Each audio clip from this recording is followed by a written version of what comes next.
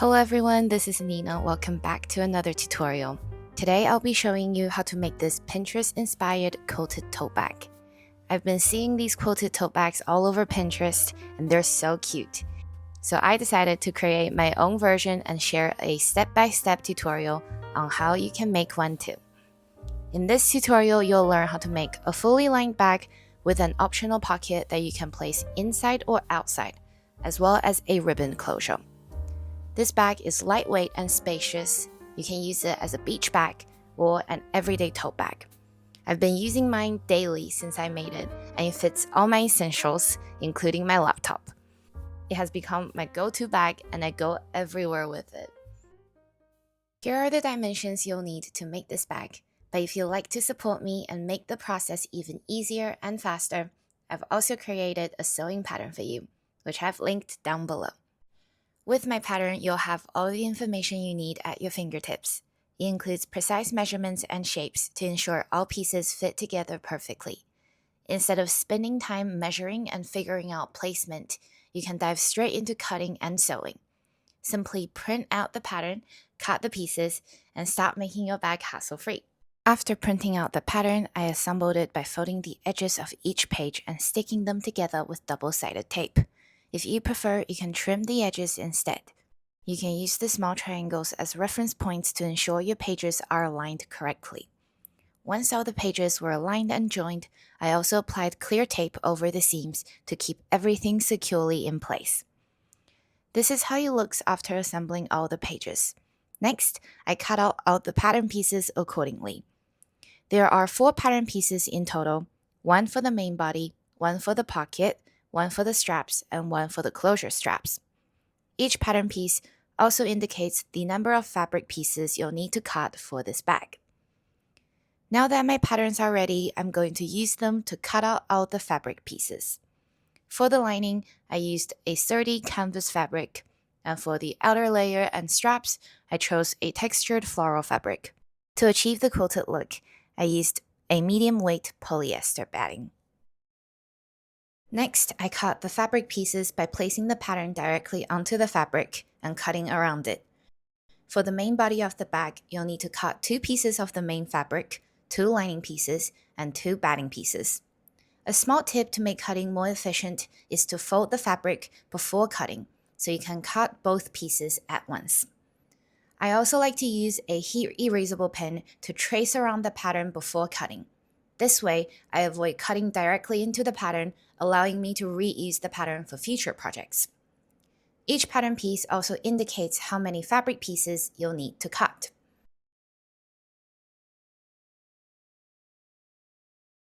For the shoulder straps, first fold the fabric, then place the edge labeled Cut on Fold along the folded edge before cutting. This ensures the correct length.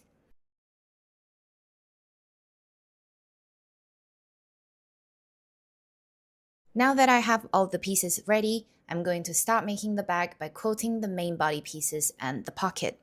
Personally, I find the easiest way to quilt pieces like this is to use a heat erasable pen to draw the quilting lines before sewing. I highly recommend this method, especially for beginners, as it helps you sew straight lines quickly while achieving a neat professional look. To remove the lines, simply iron over them.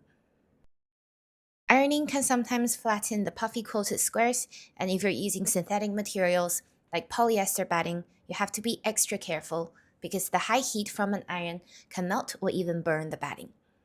For this bag, I decided to quilt 5 cm by 5 cm squares, but feel free to adjust the size or use different quilting designs based on your preference. After marking all the quilting lines, I placed my fabric onto the batting, aligned the layers, and smoothed them out. I then clipped everything in place, and now I'm ready to start quilting. A small tip to make quilting easier is to start by quilting the diagonals first. This helps secure the fabric onto the batting before stitching the rest of the lines.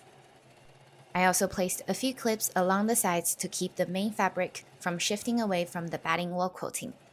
Clipping can be especially helpful when working with stretchy or slippery fabrics. After quilting my outer pieces, I also quilted my pocket piece since I wanted to place the pocket on the outside of the bag. Quilting it helps the pocket match the rest of the bag. However, If you're placing the pocket on the inside of the bag, you can skip this step as it doesn't need to match the exterior. This is how the pieces look after quilting. The fabric is nice and puffy. Now I'm going to make the pocket. To do this, place the two pocket pieces right sides together and sew around all the edges, leaving a small opening for turning it right side out.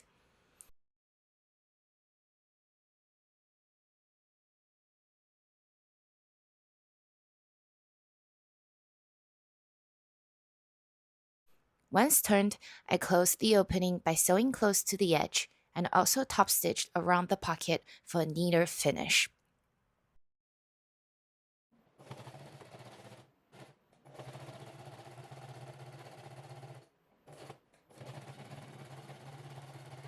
Now that the pocket piece is ready, I'm going to sew it directly onto one of the main back pieces before assembling the back. If you're using my pattern, this step will be much easier. The pattern includes a shaded square labeled as the pocket placement area. Simply cut out this square and place the pattern on top of your chosen main body piece to mark where the pocket should go. Since I wanted my pocket on the outside, I used the pattern to mark the placement on one of my quilted fabric pieces. Once I marked the pocket placement, I positioned the pocket piece within the markings and stitched it onto the main back piece. I secured it by sewing along the side and bottom edge, reinforcing with back stitches at the start and end. This is how the pocket looks after being sewn on. As you can see, quilting the pocket helps it blend well with the quilted exterior. With the pocket attached, it's time to assemble the bag. I placed the two main fabric pieces right sides together and stitched along the sides and bottom edge, reinforcing with back stitches for extra security. I like to backstitch at the end of the seam to ensure it stays secure when I sew up the corners later.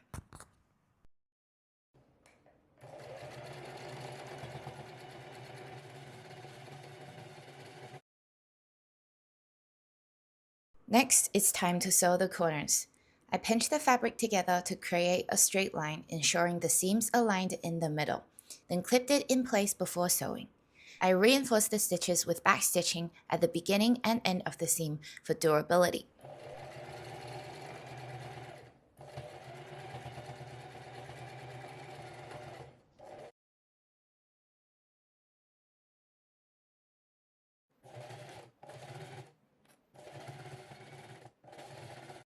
Once the corners were sewn, I flipped the bag right side out and moved on to assembling the lining using the same method. The only difference here was that I left a 15 centimeter or 6-inch opening along the bottom edge to turn the bag right side out later.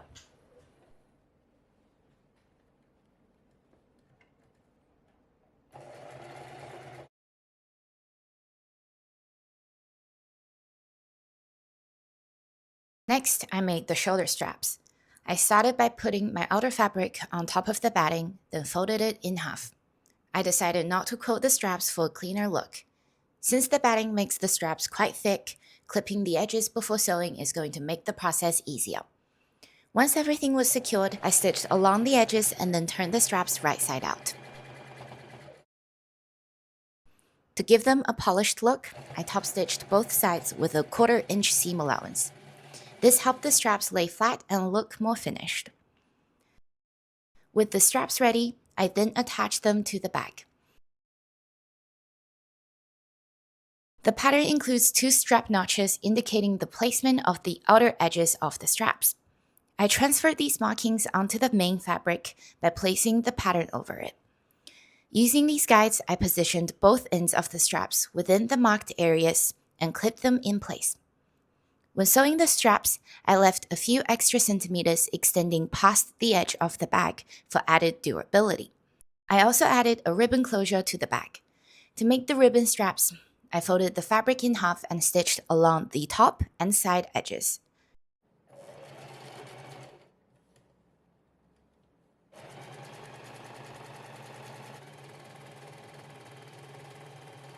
After turning them right side out and pressing them with an iron, I clipped them to the center of the bag, one on each side.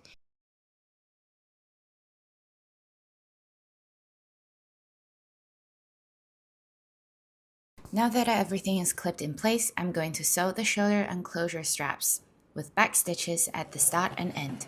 I stitched them on close to the edge of the bag.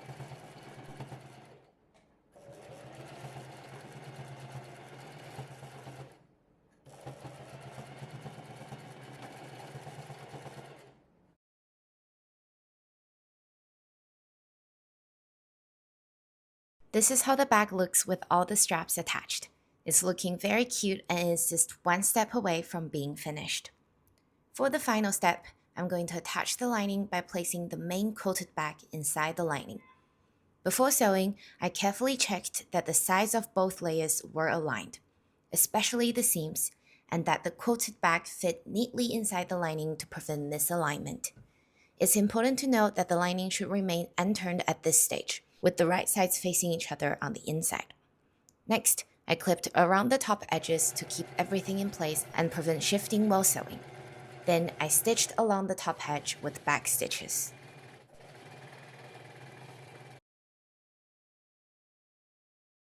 Now we've reached my favorite part of the sewing process.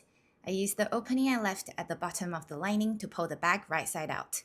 I like to trim any excess threads I see and check that everything is in the right place. Next, I close the opening by pinching it together and stitching close to the edge with back stitches.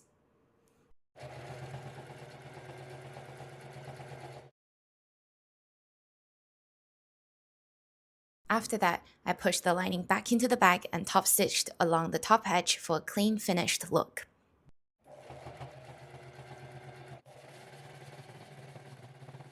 And here is the final product. I'm really happy with how it turned out. I love how the quilted squares look, and this bag is so easy to make even for beginners. This bag is lightweight yet super spacious. It fits my laptop and all my books, so I've been using it as a school bag and a cute everyday tote. I hope you enjoyed this tutorial. If you've been wanting a quilted tote bag like this, now's the perfect time to make your own. It's easy to sew and the final product looks adorable. If you liked this video, please like, comment, and subscribe. I can't wait for you to make this quilted tote bag. Thank you for watching, and I'll see you next time.